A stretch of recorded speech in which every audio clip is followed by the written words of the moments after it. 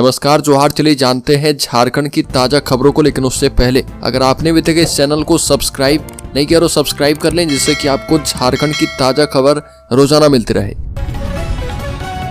सबसे पहली खबर, सीजीएल पेपर लीक के लिए जेएसएससी और परीक्षा एजेंसी जिम्मेदार। जिस एक्सपर्ट ने पेपर सेट किया उसका पति ही परीक्षार्थी, एसआईटी जांच में खुलासा हुआ है। बता दें कि जेएसएससी सीजीएल 2023 के पेपर लीक मामले में बड़ा खुलासा हुआ। रांची पुलिस की एसआईटी ने कोर्ट को सौंपी रिपोर्ट में पेपर लीक के लिए परीक्षा एजेंसी सतबत इन्फोसोल प्राइवेट लिमिटेड और झारखंड कर्मचारी चयन आयोग की लापरवाही को जिम्मेदार ठहराया। रिपोर्ट में कहा गया कि छापखाने से लेकर रांची ट्रेजरी में पेपर रखने में भारी सुरक्षा चूक की गई। ट्रक से पेपर उतारकर ट्रेजरी में रखने के दौरान कई कर्मचारियों और मजदूरों को लगाया गया। सभी मोबाइल लेकर ट्रेजरी के अंदर गए, जहां सीसीटीवी कैमरे भी नहीं थे। और एसआईटी की जांच रिपोर्ट के मुताबिक पेपर लीक के पीछे कई गड़बड़ियां हुई है। अगली खबर, बिजली बिल जमा करने का मिल गया समाधान। जेबीवीएनएल व्हाट्सएप करेगा बिल और क्यूआर कोड स्कैन करें और हाथों हाथ जमा करें। झारखंड विद्युत वितरण निगम लिमिटेड बिजली उपभोक्ताओं के लिए अच्छी पहल शुरू की है। बिजली बिल पाने और जमा करने से परेशान उपभोक्ताओं को उनके रजिस्टर्ड मोबाइल के व्हाट्सएप पर बिजली बिल भेजेगा। इस बिल के साथ ही क्यूआर कोड भी होगा, जिसे स्कैन करके उपभोक्ता हाथों हाथ अपना बिजली बिल जमा कर पाएंगे। फिलहाल इसे रांची सर्किल के 5,80,000 उपभोक्ताओं के लिए शुरू किया जा रहा। बिजली विभाग इसे ज्यादा से ज्यादा लोगों तक पहुंचा पाए, इसके लिए जागरूकता अभियान भी शुरू करेगी और इसके लिए तैयारियां भी शुरू कर ली गई है। अगली खबर, झारखंड में आज बारिश की संभावना। बता दें कि बंगाल की खाड़ी में बने लो प्रेशर का असर झारखंड में दिख रहा।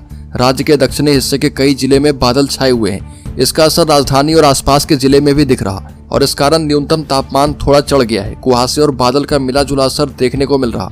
मौसम केंद्र ने हल्की बारिश की संभावना जताई है। वहीं बादल छाने से हाड़ कपाने वाली ठंड से थोड़ी राहत मिली है। अगली खबर, महेंद्र सिंह धोनी की बढ़ सकती है मुश्किलें। झारखंड आवास बोर्ड हरमू आवास की करवाएगा जांच। घर के कॉमर्शियल इस्तेमाल की सूचना है। भारतीय क्रिकेट टीम के पूर्व कप्तान महेंद्र सिंह धोनी की मुश्किलें बढ़ सकती है। उनकी यह मुश्किल उनके आवास के इस्तेमाल को लेकर बढ़ने वाली है।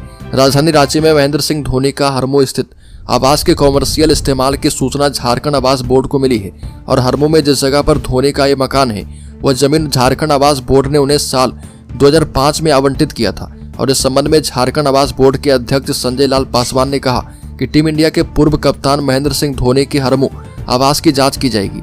जांच में कुछ गलत मिला तो उन्हें नोटिस जारी किया जाएगा और धोनी को यह जमीन बोर्ड की ओर से आवंटित की गई है। अगली खबर, चक्रधरपुर में ब्राउन शुगर के साथ युवक गिरफ्तार। बता दें कि पश्चिमी सिंहभूम जिले में ड्रग्स के विरुद्ध चलाए जा रहे विशेष अभियान के क्रम में गुप्त सूचना के आधार पर एसडीपीओ चक्रधरपुर के नेतृत्व में छापेमारी की गई और इस छापेमारी में अभियुक्त राजा सिंह को टोकलो रोड नंबर वार्ड संख्या 3 केनाल रोड मोड़ के पास से गिरफ्तार किया गया है। पुलिस ने उसके पास से ब्राउन शुगर बरामद किया है और पुलिस ने कुल 14 कागज का पुड़िया में रखा ब्राउन शुगर जब्त किया है। अगली खबर, ट्रिपल आईटी रांची में 2 नए कोर्स शुरू। एमबीए और MCA executive programme. IIT Patna के फैकल्टी लेंगे क्लास। ट्रिपल आईटी रांची में 2 नए कोर्स शुरू किए गए। ये दोनों कोर्स एग्जीक्यूटिव प्रोग्राम है।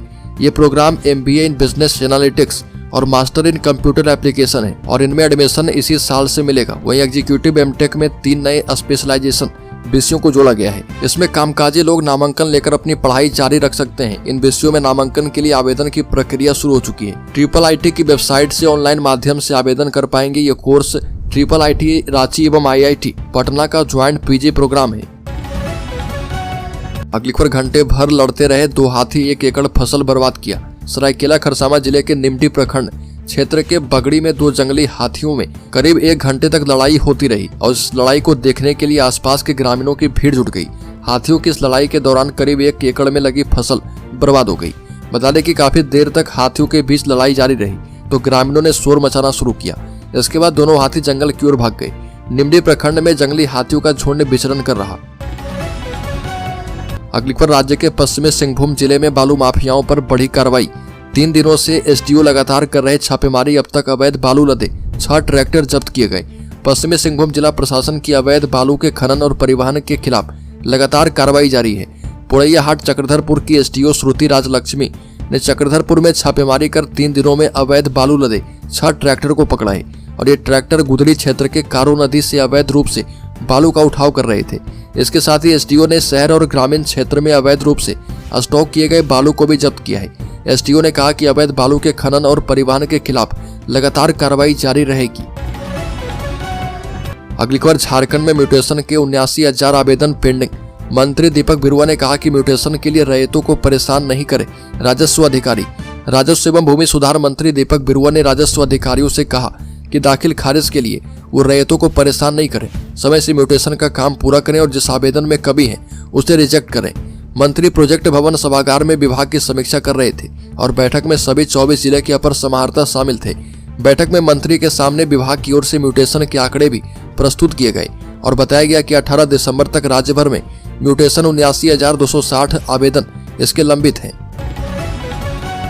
अगली पर पहली बार बोर्ड कॉलोनी बनाकर बेचेगा प्लॉट। 5 एकड़ में आवास बोर्ड बनाएगा कॉलोनी। राज्य बनने के 24 साल के बाद झारखंड राज्य आवास बोर्ड धुरबा में पहली आवासीय कॉलोनी विकसित करेगा। धुरबा में सरकार की ओर से बोर्ड को 306 एकड़ जमीन मिली है और इसमें से 89 एकड़ जमीन पर आवासीय कॉलोनी बनाने का प्रस्ताव पहले ही सरकार के पास भेजा गया है। अब पायलट प्रोजेक्ट के तहत जगन्नाथपुर में 5 एकड़ जमीन की प्लॉटिंग की जाएगी और इस पर 1500 से 3600 वर्ग फीट का प्लॉट तैयार किया जाएगा। आर्थिक रूप से कमजोर वर्ग, निम्न आय वर्ग, मध्यम आय वर्ग और उच्च आय वर्ग के लिए अलग अलग क्षेत्रफल के प्लॉट होंगे। अगली खबर, राज्य में पुलिस को 40 से 50 लोगों ने घेरा, धक्का मुक्की की। छेड़छाड़ के आरोपी को गिरफ्तार करने सर्वेसरी लंगरा पंडरा गई पुलिस को 40 से 50 लोगों ने घेर लिया। उनके साथ गाली गलौज की गई और धमकी दी गई। पुलिस कर्मियों पर जान से मारने की नियत से ईंट पत्थर एवं डंडा से पुलिस वाहन पर हमला किया गया। इसमें आरक्षी अवधेश राम और मुन्ना लाल घायल हो गए। इसके बाद पुलिस की टीम वहां से जस्सी लोहिया को छोड़कर निकल गई।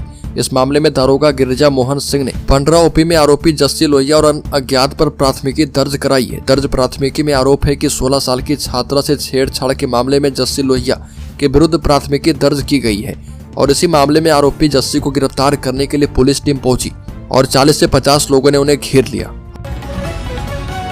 अगली पर, केंद्रीय प्री बजट मीटिंग में वित्त मंत्री राधाकृष्ण किशोर ने झारखंड का बकाया 1,36,000 करोड़ मांगा। बता दें कि झारखंड सरकार ने केंद्रीय प्री बजट बैठक में फिर 1,36,000 करोड़ रुपए बकाये का मुद्दा उठाया। साथ ही केंद्रीय बजट 2025-26 में ये राशि देने की व्यवस्था करने की मांग की। राजस्थान के जैसलमेर में केंद्रीय वित्त मंत्री की उपस्थिति में बैठक में झारखंड के वित्त मंत्री राधाकृष्ण किशोर ने बजट सुझाव के साथ मांग पत्र भी सौंपा और मांग पत्र में बकाया राशि की मांग करते हुए कहा गया कि अर्ध विकसित झारखंड के संपूर्ण विकास के लिए राज्य सरकार के पास बहुआयामी योजना के साथ विजन भी है, लेकिन राज्य अपने आय के आंतरिक स्रोतों से इसे पूरा करने में असमर्थ है। अगली खबर, झारखंड डीजीपी का दावा, कहा कि नक्सलवाद के खिलाफ अंतिम लड़ाई की शुरुआत, 5% ही बचे हैं नक्सली। झारखंड के डीजीपी अनुराग गुप्ता ने दावा किया कि राज्य में नक्सलवाद अब समाप्ति की ओर बढ़ रहा और फिलहाल केवल 5% नक्सली ही सक्रिय हैं। राज्य में नक्सलियों के खिलाफ जारी सख्त कार्रवाई के बाद अब सुरक्षा बल अंतिम लड़ाई की तैयारी में जुट चुके हैं। लातेहार जिले के बूढ़ा पहाड़ी इलाके में नक्सलियों का सफाया करने के बाद सुरक्षा बलों ने कोल्हान क्षेत्र में नक्सली के खिलाफ निर्णायक कार्रवाई शुरू कर दी है। इस अभियान में सीआरपीएफ और झारखंड जगुआर की टीम की महत्वपूर्ण भूमिका होगी। डीजीपी अनुराग गुप्ता ने हाल ही में चाईबासा में ऑपरेशन सारंडा की समीक्षा की और स्थानीय पुलिस अधिकारी और सीआरपीएफ के अधिकारी के साथ बैठक करके नक्सली उन्मूलन के लिए विशेष निर्देश दिए। अगली खबर, झारखंड पुलिस की नई पहल, महिला सुरक्षा के लिए कड़े कदम उठाए जाएंगे। राजधानी रांची जो झारखंड का चेहरा है, हाल के दिनों में हो रही ईव टीचिंग की घटनाओं के कारण अपनी छवि को धूमिल होते हुए देख रहा। इन घटनाओं के बाद राज्य के मुख्यमंत्री हेमंत सोरेन ने ऐसे अपराधों के खिलाफ कड़ी कार्रवाई के निर्देश दिए हैं। इस निर्देश के बाद झारखंड पुलिस अब महिला सुरक्षा की दिशा में एक नई पहल करने जा रही है। अक्सर महिलाएं समाज में लोक लाज के डर से अपने साथ हुए अत्याचार की शिकायत पुलिस तक नहीं पहुंचाती। खासकर यौन उत्पीड़न और छेड़खानी जैसी घटनाएं अक्सर पुलिस तक नहीं पहुंच पाती। इस समस्या को गंभीरता से लेते हुए राज्य के डीजीपी अनुराग गुप्ता ने एक नई व्यवस्था लागू करने की तैयारी की है, जिसके तहत पीड़ित महिलाओं की पहचान उजागर नहीं की जाएगी और आरोपियों पर कड़ी कार्रवाई की जाएगी। अगली खबर, झारखंड के 2 लाख युवाओं के लिए बल्ले बल्ले 2025 में मिलने जा रही खुशखबरी। श्रम नियोजन एवं प्रशिक्षण मंत्री संजय यादव ने कहा कि वर्ष 2025 में 2 लाख युवाओं को कौशल विकास का प्रशिक्षण देकर उन्हें रोजगार से जोड़ा जाएगा।